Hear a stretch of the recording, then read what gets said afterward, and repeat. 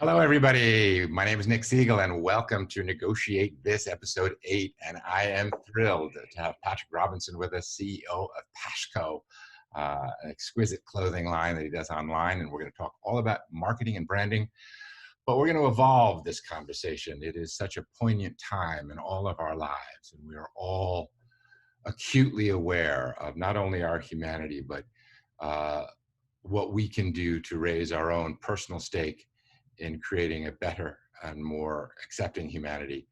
And so much of that is, one, starts with us, but two, we then got to put it out there. We're going to message that. So we're going to look at messaging and not only products, but also messaging ourselves and the human component.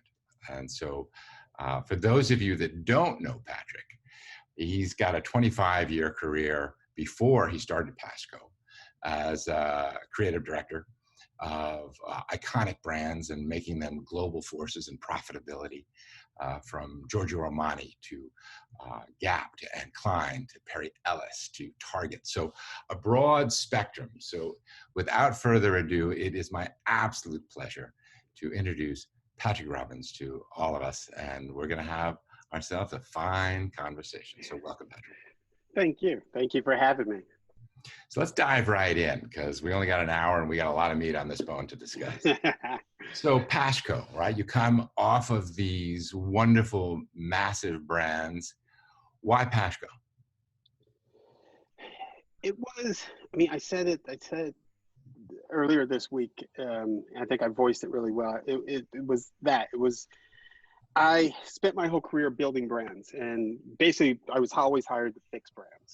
When they were broken, they called me, and I was the person that could turn brands around and fix them and put them back in shape. And from a marketing standpoint, from a product standpoint.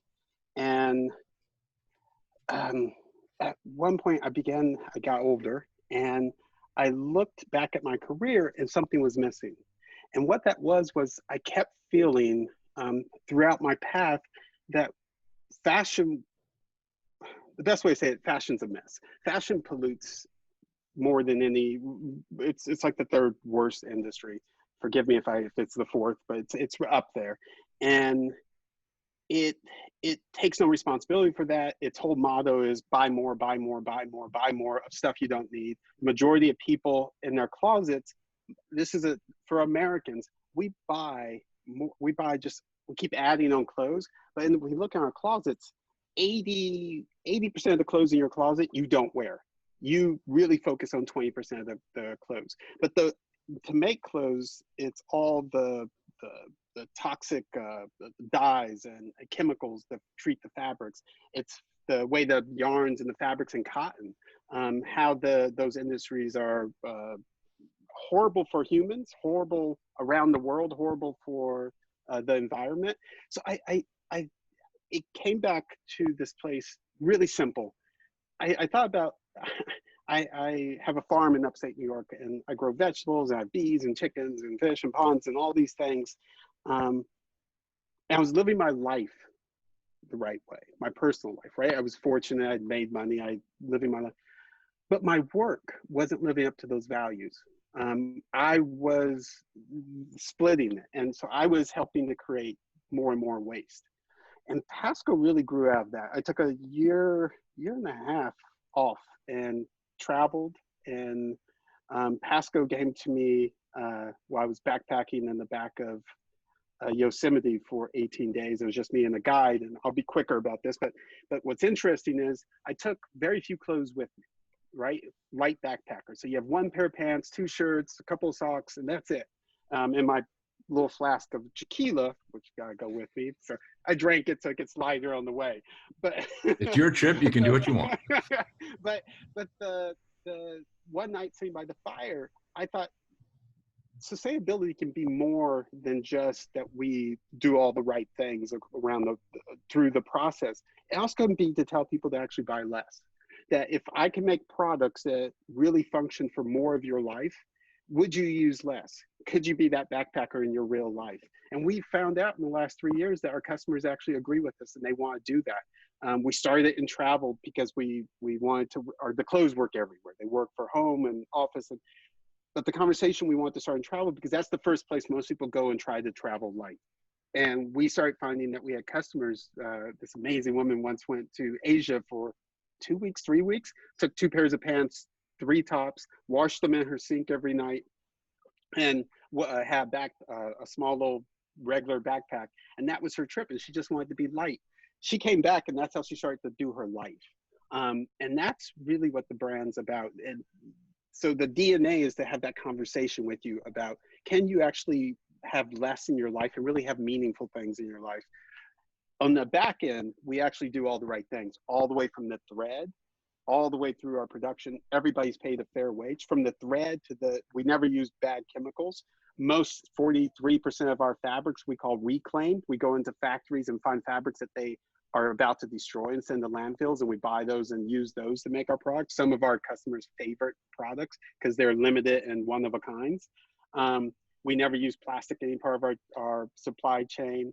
We hire our own employees with, we're very open to that. We can get into that, but that's another conversation. But we believe in hiring everyone and being inclusive. How could I not be?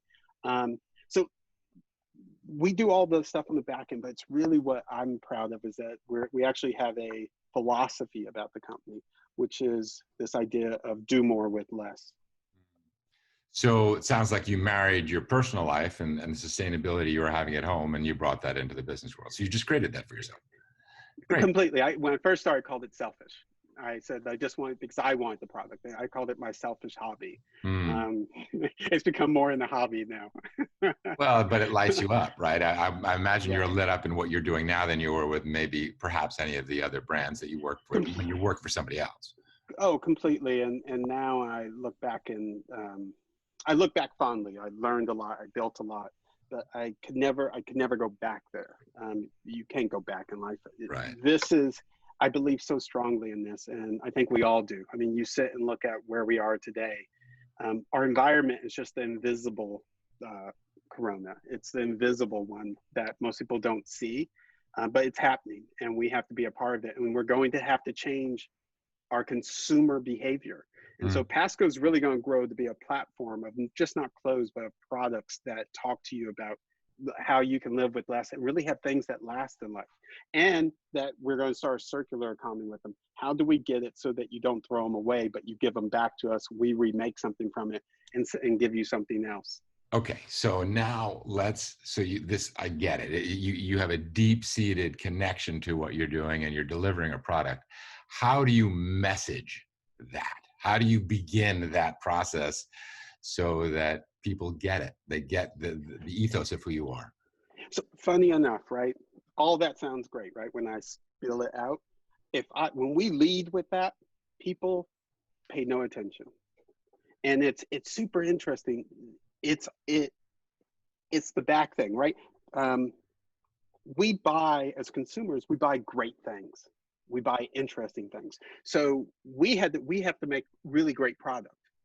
So we make really great product. We make technical clothes and merino and all these amazing things that people really love, and they come back and buy them and build their hopefully their 20% wardrobe.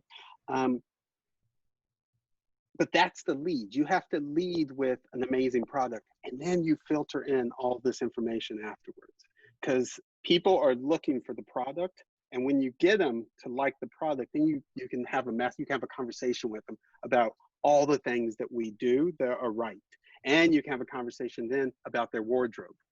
But first, it's why we started in travel. First, we have to actually get you to pay attention to us. And you pay attention to things you like. Buying a car. If I pulled up in front of your house with a square box and said it's it's the best thing, Eco-friendly. Actually have eco-friendly, sustainable, never pollutes, blah, blah, blah, but it's a box. And it's not very pretty. You wouldn't be so interested. It has to be a beautiful object that's really functional in your life and really going to become a part of your life, because we want beautiful things. And then it all works, right? Then I see that I need less products. Then I see that you actually are worried about making sure the people who make the thread for the fabric are being paid a fair wage and never being put in way of harm by having to be in front of chemicals. Right. So get their attention with the product and then educate to what's the substance underneath it. Yeah. And some people that I would say, that's like the 80%. There's some people who come to us only for all the things we do right. That's what they come to for. We've just studied it over and over. We keep testing it. It funny enough, I would say that was up to 2019. What was Um, up to and 2019? that idea that's what we had to lead with. Hmm. We're finding just in the last few weeks that if we lead just with product and we try to just sell you product, you're not as interested. Hmm. We actually have to lead with why we are trying to do something the right way, why we give 1% to the planet, who we support with our 1% donation. um, Me talking about how the last week has meant so much to me as a Black man, and how I've been in pain over that. All those things have to come in connection with it, because now I think people are looking for a deeper meaning in their consumer products. I Hmm. hope that continues. I hope that continues past this.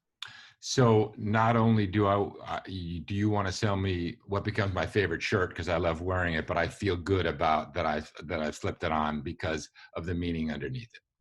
Yeah, Yeah. and it's flipping, right? You nailed it. People, we're all. I can't imagine anyone out there, and maybe I'm just highly sensitive, but everyone I talk to is having a rough time. Mm. And the last week has been really tough. Really, it's been gut wrenching for all of us. We've had just crisis after crisis, but they're all hitting very much at home for all of us. So I think we're all, and I thought this way just a month ago. We were seeing that people were coming at this and talking about how they want their lives different, how they were going to do this more, how they were going to connect with other people and have conversations with people, how they were going to work differently, how they were going to be in nature differently. So we saw this opening to have a different conversation. And are you using just the platforms of web and then email communications with your clients when they engage with you? Is there any sort of print dynamic to what you're doing? How are you promoting yourself? Yeah, um, we're all digital, for better or worse. Probably better in this economy that we're in now because of the closures that have happened across the country. Um, but we set off to be. I set off to be digital because that first at the beginning when I first had this idea, one of the things that I always felt disconnected from, through all the companies, being the head of Gap and worldwide, and being the head of Armani, um, was that I never saw the people were always cut off. And it was just me pushing. I would just push information to you and tell you, this is what you're going to buy. This is what you're going to do. This is why it's fabulous. I never heard anything back, except people buying it, right? People bought it. So yeah, I did well that way. But Mhm. there was something missing with that dialogue for me. And PASKHO was a sort of, that's why we started it digitally. That's why I only wanted to be digital. And so we use all the normal platforms out there, the Instagrams, the Facebooks, the Twitter, and then we're going to get better at our, it's all my fault, our blog of communicating with that, because then people can actually write in and we can have a dialogue on that.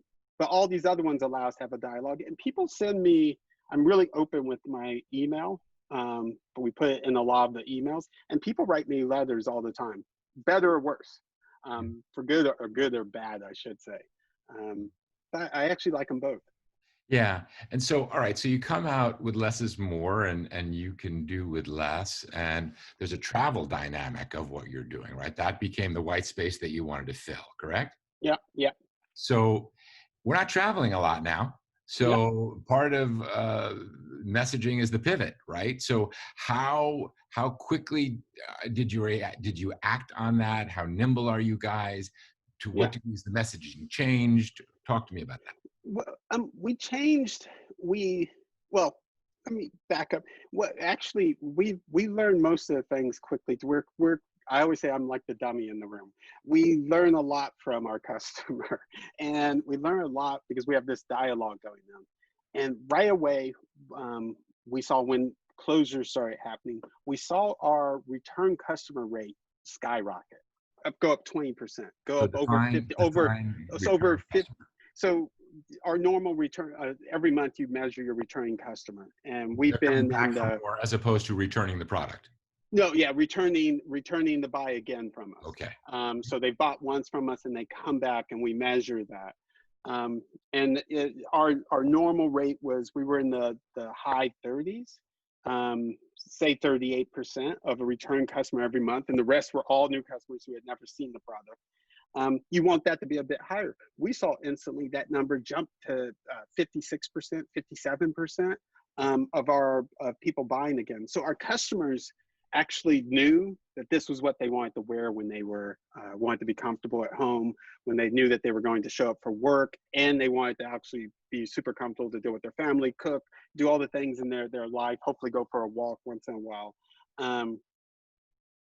And we adapted a lot of their language and put it into, started switching out of, because we always spoke about travel, not that you had to go anywhere. And we always believe that. So many people think that travel is and it is. I'm a traveler. I love to travel, but it's also, if you should be able to travel internally. You should be able to travel in your own neighborhood. You should be able to go take a walk on the way to work. Or I walk to work. I live in New York City sometimes, so when I walk to work, I try to walk a different way because I think that's an exploration. So there's many different ways that we saw traveling. But our customers, I mean, really, really gave us a lot of insight into what they were doing. And it was fascinating. They all came back to us and told us, like, this is what I'm doing in the product. Thank you for making it. So that engagement, so you encourage engagement, right? So, I mean, oh yeah, customer service becomes a critical component to your success, is that huge since day one. When we started the company, it was just 3 of us. We have always run our own warehouse, but the warehouse started in my basement, and it was me, my shipping guy who's been with me from the beginning, amazing man, and our customer service person she's amazing. She's been with me from the 3 of us have been here since the beginning. Haven't changed. The company's gotten bigger, and now we have a big warehouse, and Trisha has more people who work for her, but that customer service dialogue, I mean, I want to back out of that for a second, go in deeper, because one of the big things about customer service is, and we've actually thought about changing the name several times, we really think about it is, we say it back to each other, did you make the customer happy? Like really happy? Because we're not perfect. We're going to ship you the wrong thing. Maybe we're going to send you the wrong size. Maybe it gets lost in the post office, which we just had happen. We had a whole shipment a bunch of things get lost and some of them were those one of a kind things that we couldn't think. But we said whatever the cost, wherever the price, pick wherever you want, and you can have something else. We always solve for the customer, and I think that's built that dialogue, because it can't just be, everything you do in life, you can't just talk it. You can't just get there. We're all so sick of hearing people talk. Show up and actually do something. So let me ask you this: how much do testimonials play into the strategy of your message? Testimonials meaning? From customers. I love my shirt. I love my pair of pants. You guys are the best. Yeah, I think that's super important. I think the bad ones and the good ones. I think it helps. We all read them now, even if we say we don't. We're kind of accustomed to it if we buy from the big Amazon, right? So we're accustomed to seeing reviews on things, and I think they do help. And we get a lot of them. We have people that tell us everything that they do in our products and how they like them, or it's just not for them. They're not going to sign up. They're not into the technical part of the clothing. It's maybe too modern. It's beautifully designed. So that could be, they want something more basic. We don't do that. We get people to ask us leggings all the time. We don't make leggings. So. Mm-hmm. Okay. And you're wearing a PASKHO shirt now, if I'm not mistaken. I only thing I can wear, only thing I can afford. There you go. There you go. Well, we could go in through a whole vein of how the stitching is done. I want to stay on the marketing component. I mean, the product is fantastic, and the wicking components and all of the technology behind it. And I don't want to lose sight Yeah, of that. I want to honor you in that you've created a beautiful product. But yeah, I want to stay on the marketing dynamic of it. So um, I asked you this question yesterday, and I said, I asked you, do you fall in love with your ideas? So share your response to that. We all get these, we creatives, right? We have these great ideas. This is a great idea. yeah, yeah. You fall in love with them?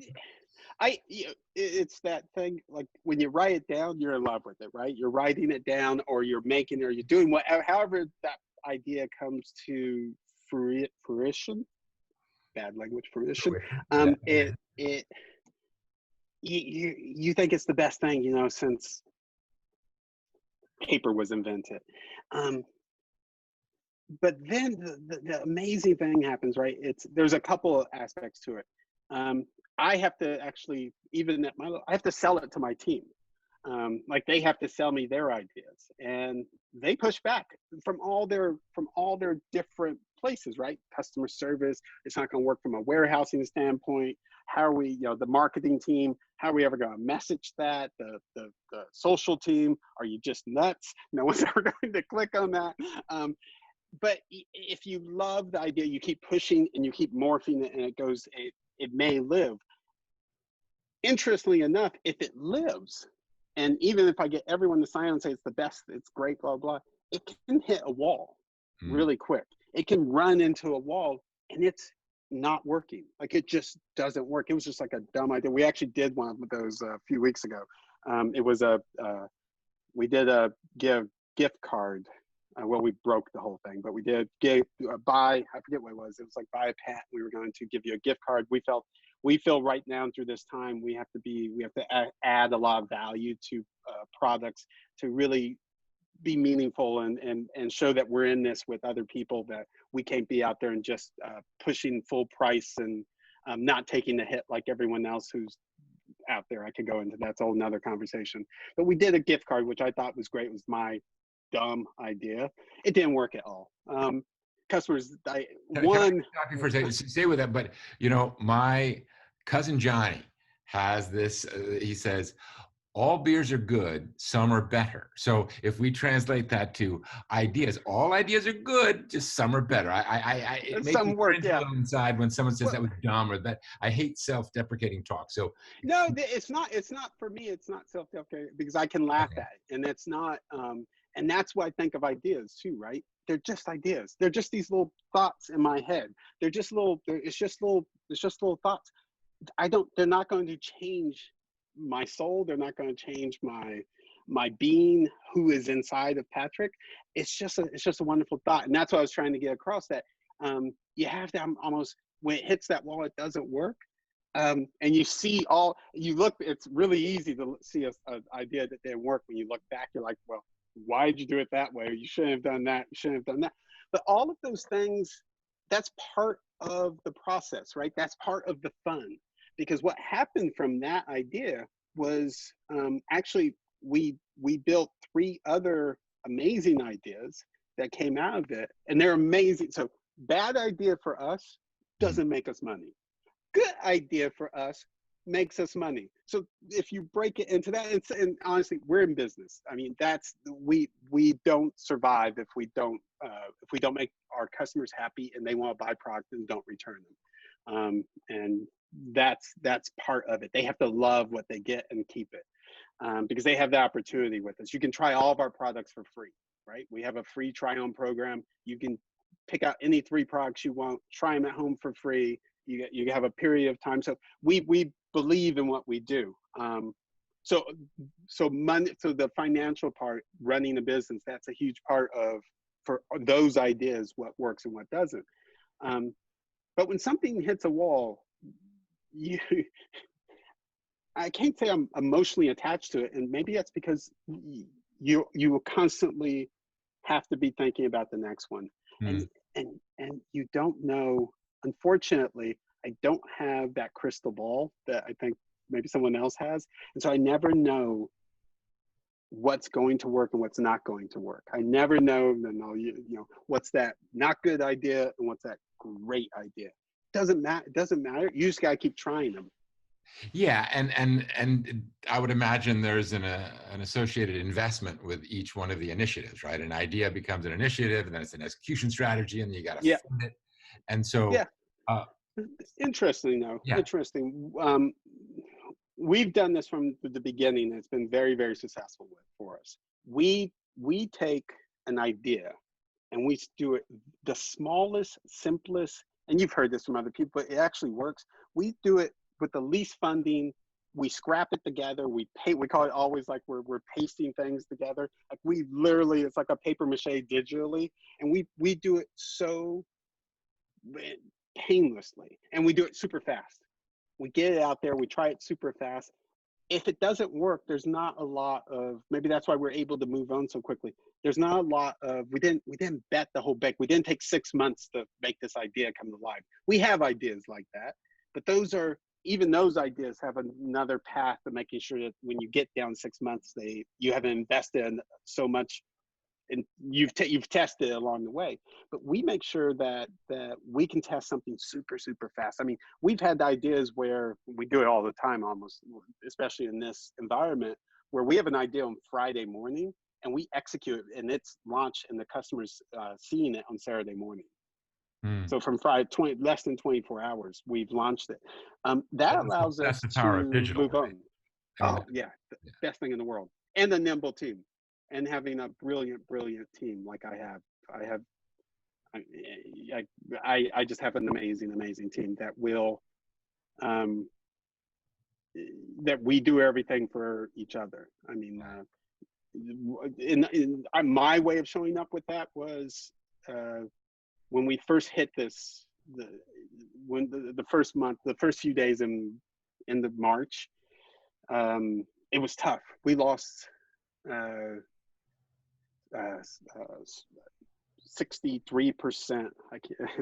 63% of our sales went away like that. That's painful for a small business. And my team was freaking out. All you were hearing was people were laying people off, that companies were closing, especially in the digital space. Not especially in the digital space, in that we listen to the digital space. You really heard in restaurants and everywhere else. But for us, we heard other e-commerce and tech companies where we play. I got my team on a call and made a commitment to them that we would find some way to get to the other side of this.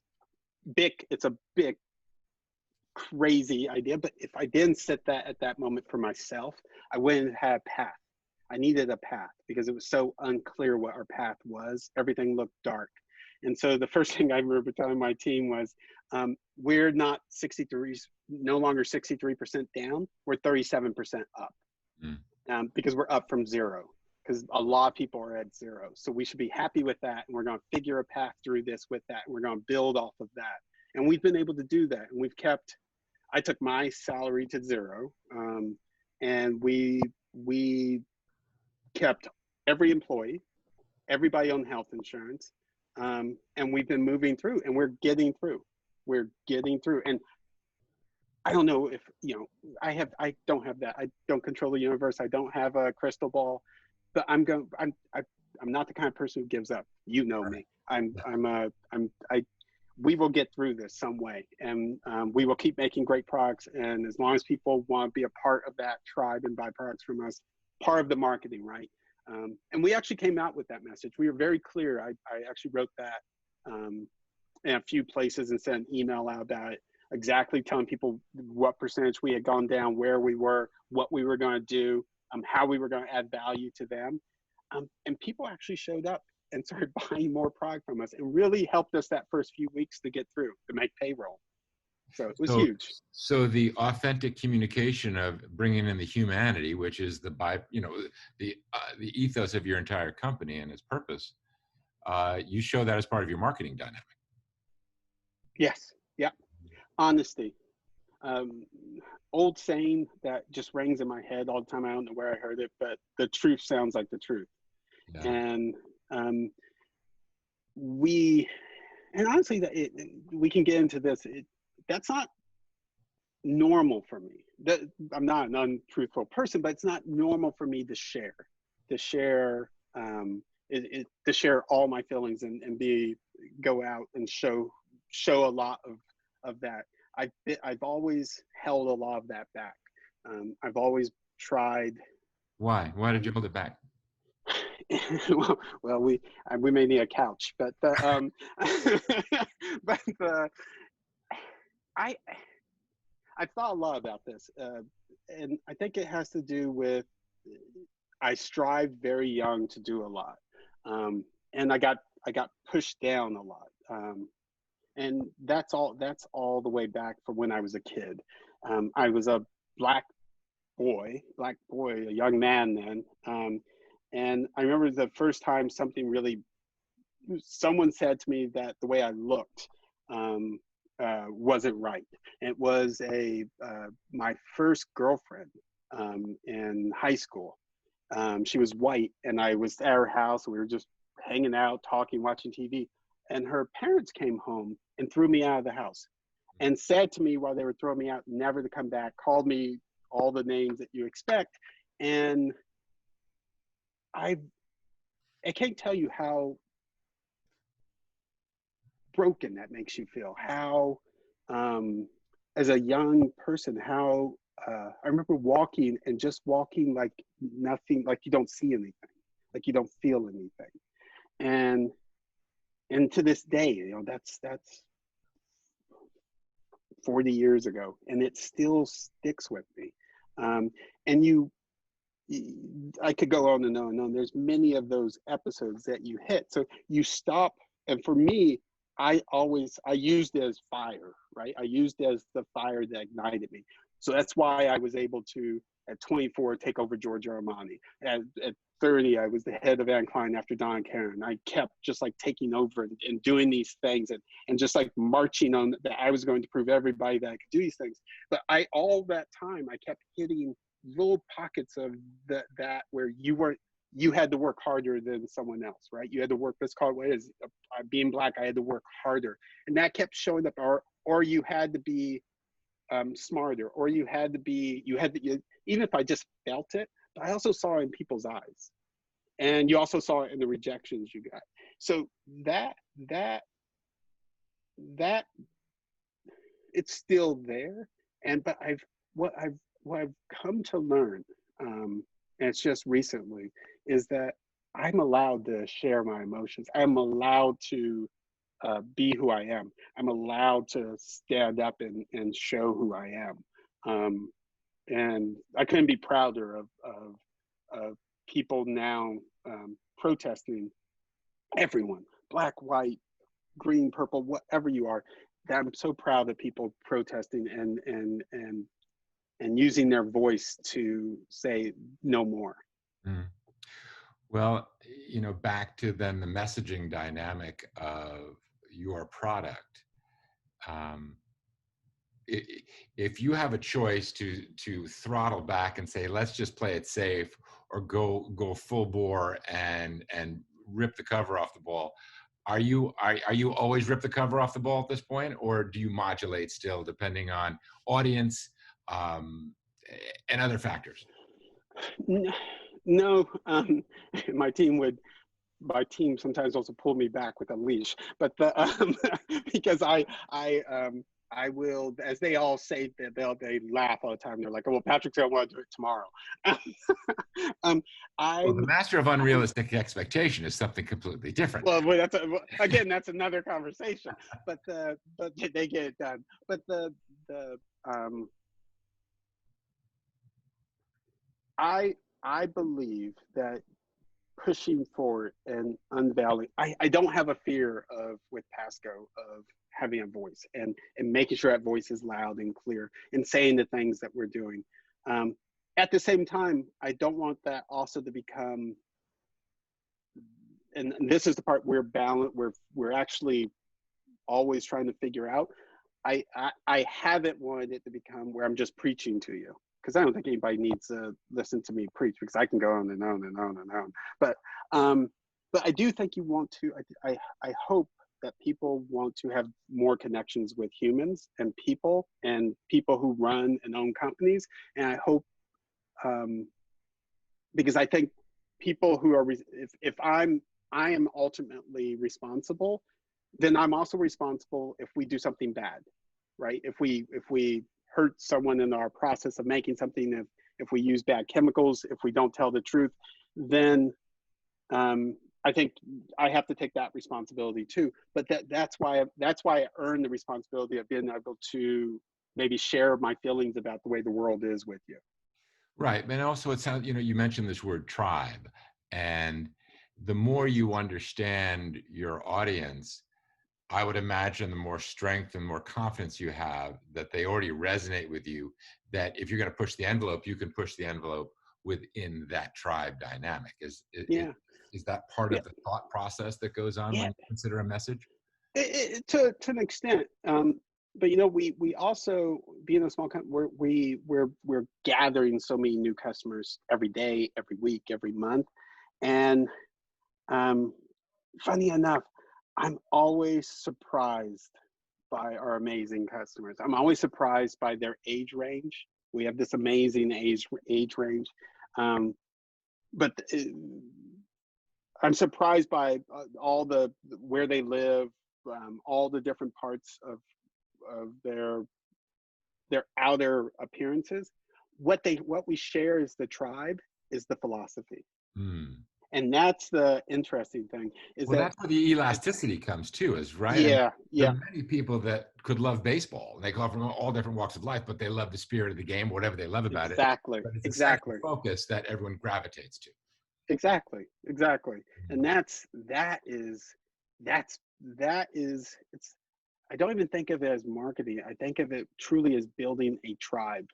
And that if you are honest and you talk and you use language and you show up the right way, and then you make a back all the way back out, you make a really good product that people enjoy using.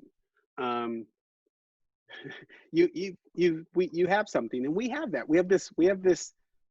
I mean, we have it from. We can look at our financials and say, oh yeah, we've more than doubled sales every year since we've started. Um, uh,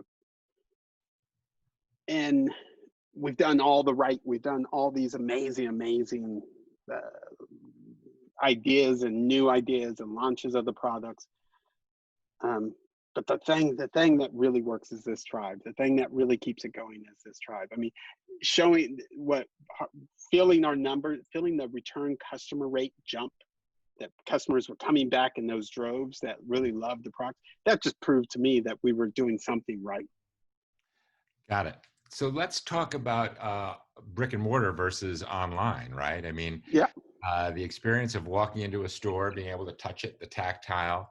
You touched on Huge. how you address that, but one, do you think brick and mortar is going to survive, or does it all go online? What are your thoughts on that?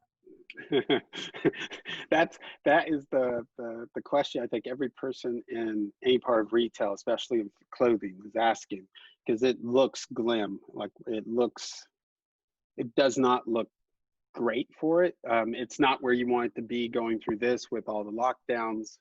Um, I think we're social animals. I don't think we're social. We are social animals, right? And could love connecting, and shopping has always been a fun way to connect with people. I just think it became too much and a little bit boring. And I think there does need to be I'm just gonna be blunt. There needs to be a little bit of a cleanse. But I think brick and mortar is still valid. I just think it has to evolve to something else that no one knows. And if I did, I would open it. We've thought about it.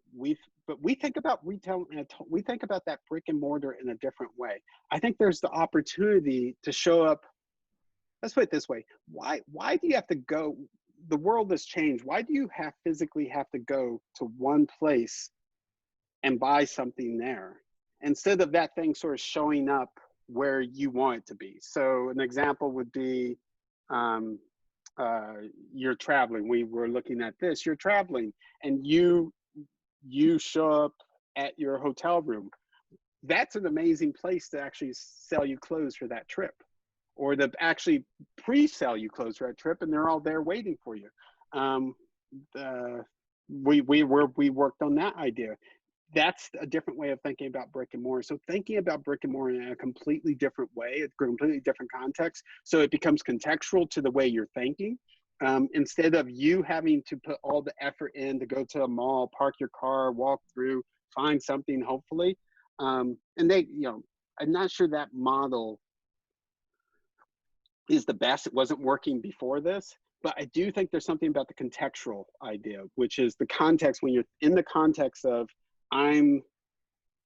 I play sports, and it's the same for golfers, right? Golfers show up and they go to the golf, and you can go to the golf pro shop and there's golf clothes. You're in the context, you're thinking about golf clothes. That's a great place to sell you golf things, right? You're already there. It's a great place. So that's a great brick and mortar. Can you do that for the other parts of your life when you don't want to buy it digitally? We're going to give a lot of thought about that. Our free home try-on program was a part of that. It was try things on the comfort of your own home. What other place is more comfortable than your home to try on comfortable clothes? We make incredibly comfortable clothes. So that idea that got that was meaningful for our business when we did it. But I do think I think there has to be bigger thought into retail, and we've given it a lot of thought, and we see there's huge opportunity. I don't see it's an opportunity to go and sell it to some big department store. I think that's a waste of time for us. They make deals with huge brands, and it's a whole monster. I want to get into the context and make life easy for you. So how can I make life easy for you? Love it. So let's talk about strategy for someone, listening in and they've got an idea. Do you have a formula that you work from when you have an idea as how you want to execute on that and message that? Or is there another process for you?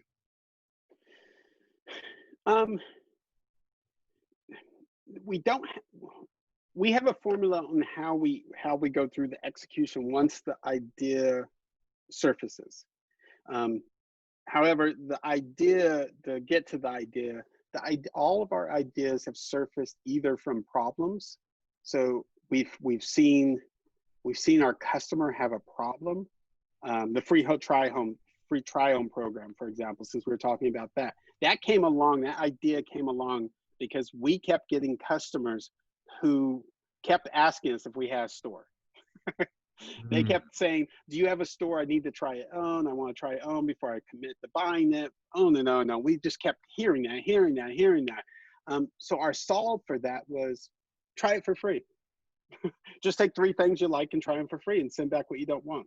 And that worked for that portion of people who needed that. But then we had to execute, and the formula for executing is it just has to go through for us, because being digital, every part of the business has to know about it.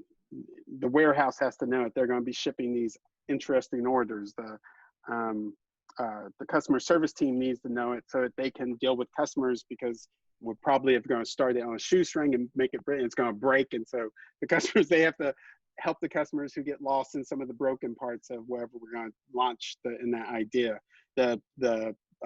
The social team and the market team come up with all the marketing and social ideas. The creative people have to build it out. And I've got to run between them all and keep pushing them to make it better than whoever had the original idea. Mm. And are you finding video at all part of the equation of marketing? Number one. Still, it works so much better than anything else. There's not even a comparison. Video is, I'd make the whole site video if it could load fast enough. That's how good it is. We all do. We love moving images, especially if you get something on your phone and it moves, you stop and look at it. If it's just a still picture, you can flip through it. You'll look at it, but you'll not as much as you'll watch something that's moving so you can see what's going to happen after. So video is huge. So what if I'm the product, right? I'm selling a service and I don't like myself on camera and I don't want to see myself on camera. How do I brand or message me if I don't like what I look like? What would you say to me, Patrick? I would say find people. So a bit interesting. I don't think you can be the only messenger, and that's different. And that is an idea. This is an idea, right? And we're actually having it now. Oh my Um, goodness. Here we and go. I'm having it with my team. They're having it with me. I think you have to have multiple voices around you that that all that don't say the same thing, but are all hitting down the same path, hitting down the same road. So I think you have that opportunity now if you don't want to be that only voice. I think you have to find some channel. It has to be you visually, yakking on video. It has to be you writing it. You have to find one channel that being authentic on. However, I think you can put other people out there around you that you just love that can carry the message for you. And I think you have to. It's Mm. just I think you really, really have to. We're building that now. We're giving voice to a lot of people. That's our new it's a big, big part of it. However, when it's me talking, we get much more traction. People want to believe first that that I'm saying it. Well, the buck stops with you, right? In Yeah. whatever you're Yeah. doing. And But what, starts. what if, as I'm listening to you formulate that, and where testimonials will start to come into the equation, you can do video spots of other people talking about me. But what if, from that authentic place, I said, "Listen, I hate being on camera. This is not what I love doing. This is why it's not my chosen profession. I love, and if it's the case of selling houses, I love selling houses. And boy, let me tell you what I love about that. Can you take the platform where I've got to be front and center and then modulate it, so to speak?" Yeah. Yes. Yes. Well, I just think you have to find. Uh, that's a big question. I, Off the top of my head, real quick, I think that you have to find another vehicle if you don't want to be on that. You can Twitter writing is just as strong. Got it. So if you can figure out how to find your written voice, you'll never have to show up visually, and you can have a very strong presence just writing. We can see that from some people. Yeah. So, All right. but, I think but I do think that you. I think there's multiple ways for you to get that voice across.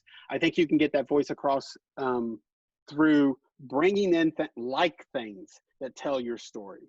So, if you sell beautiful homes and they're all sort of one way, you can make it very visual without ever showing yourself. This is what you get when you get me. Mm. This is the objects you get when you get me. This is the type of homes I do. I think there's many ways to do this, and we haven't figured them all out. No one has. Right. So there's Especially still, digital's the wild, wild west still. I mean, yeah. Amazon's still figuring it out. Mm. So I got three more questions for you. And so first one is, how is the experience working with Armani and Gap? How does that play into your business strategy? What have you learned? Uh, Yeah. the top takeaways from those guys. I want to say nothing, right? But I'll be honest. I'll go deep. Um, Armani is an amazing human being. I worked really, really close with them. I worked in Milan and lived in Milan and worked when I was 24. I was the head of a whole division there. I was a big hit. I told you I was very strong, and I don't know how I talked my way into it, but I did. I believe I told them how we could do everything to actually make money. And when I left, it was the best selling collection in the world, in every country in the world. But but what he taught me was he ran his own business. He was the CEO and the chief designer. And I saw him constantly switch these two hats within moments. Like we would sit next to each other and he'd be switching these two hats pretty flawlessly, getting angry sometimes, but moving them back and forth. So I learned that you could be creative and actually you could work with both sides of your brain. And I have. I mean, it's a trait that I just have. I'm lucky. I'm a very creative person, but I get business and I get how those work in tandem with each other. What did Gap teach me? Oof. Um, well, it was an interesting. I'm in love. I know. I was fortunate enough to meet Don Fisher, who founded Gap, and Don and Doris, his wife, they're both the most amazing people with the most amazing family. And I was really. He passed away while I was there. He took me to dinner before he passed away, to him and Doris, and he gave me advice on how to build Gap back into what it needed to be, because he saw that I cared.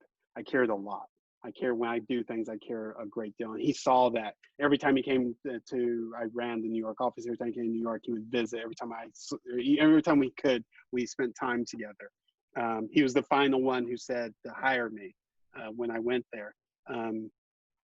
But he said to me, he goes, it was a mess. It still is a mess, but it was a mess then, and we were working to fix it.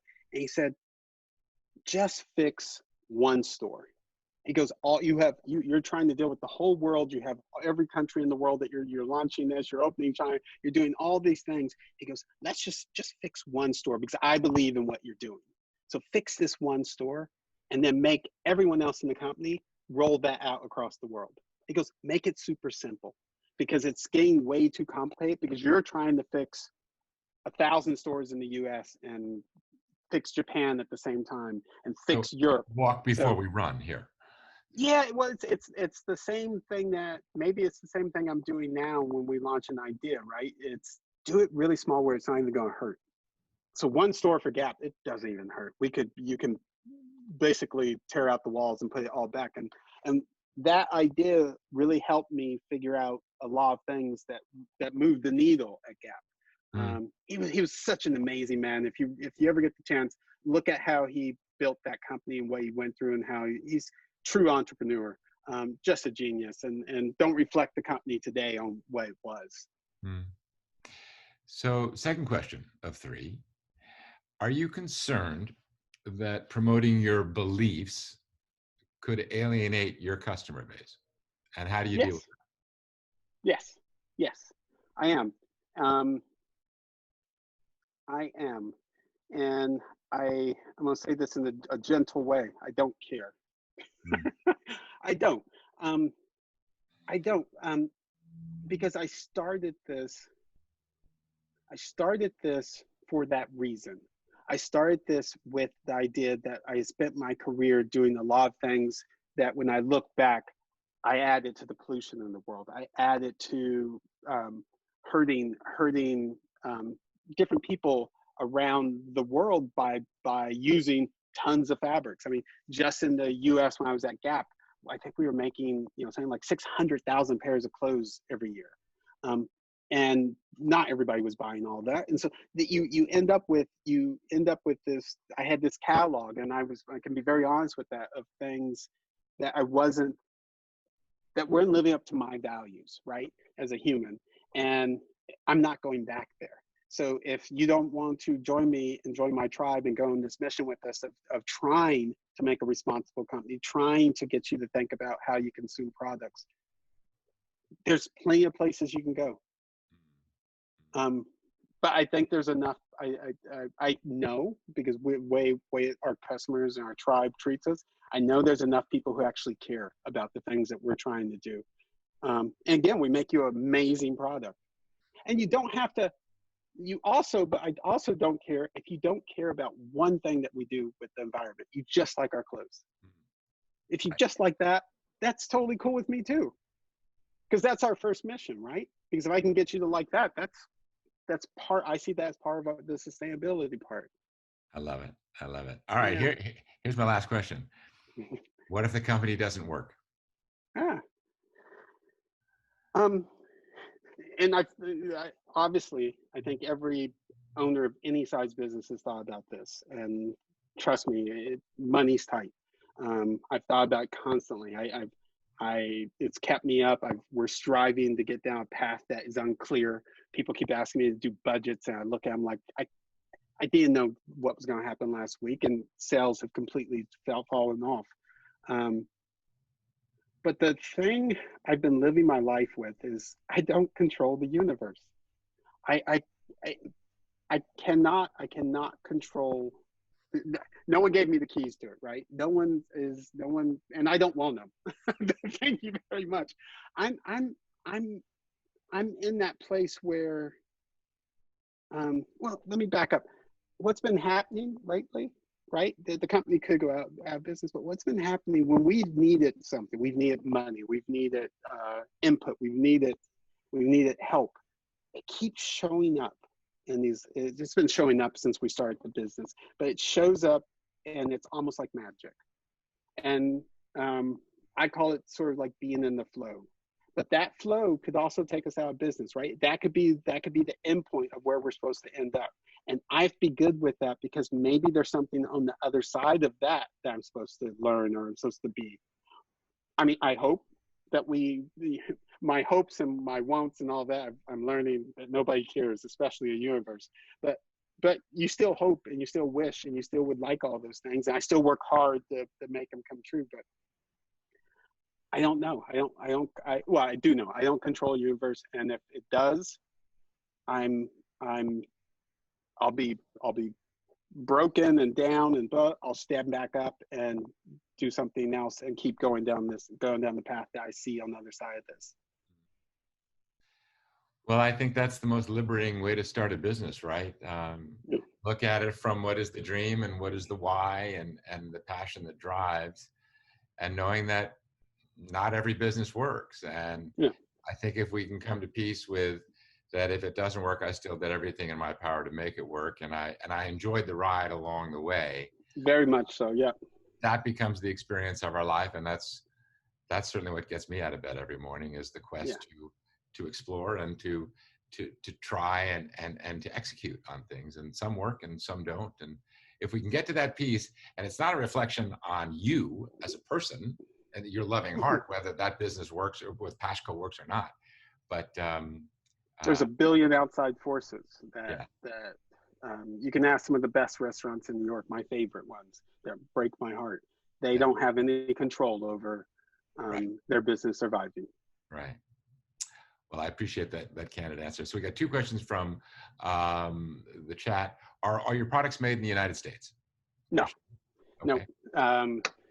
One of the things, we make them in Laos. We make the majority of the clothes in Laos, but we also use China. They're made in this amazing, amazing factory. I made the rule that they're all fair trade and all the right things, but I made this rule that I had to be able to live there and work there, and I actually do. When I go, I stay in the dorms in both ones, because the dorms are better than the 5-star hotel. It's run by Germans and Austrians who actually live in Laos and in China, in Guangzhou. They make all the best products in the world that are technical, from Rafa, if you know bicycles, the Arc'teryx that's made in the Canadian brand, amazing ski brand and mountain brand, and a bunch of others. So we picked them because they're the best in the world for making the technical clothes. If we could have found, I would love to have it in the US. Trust me, it would take away a lot of my issues. But we don't have those types of factories anymore that make the quality that we put out, unfortunately. Okay. And then someone, Denise Smith, said that she went online to buy everything and anything, and you're sold out of everything. So, brother, you gotta restock. What are you doing? We're trying to keep up. It's finding that balancing act. So we will have. I think we just had shipment arrive this afternoon, and we're now bringing them products every week to keep up. But we're trying to balance that with our cash flow. So shop around in it. There's stuff there. Shop around in it. Well, Patrick, thank you so very much. For those of you that have tuned in, thank you. If you missed any portion of this, or you'd like to hear it again, or you want to share it with someone, it'll be posted live on my Nick Segal YouTube channel tomorrow. And Patrick, you are my dear friend. Any closing words you would like to share with anybody? No, just thank you. Thank you for opening up this space. I think it's so important to have conversation. It made me say a lot of things I have never said. So I enjoy that. Give me some things to go chew on.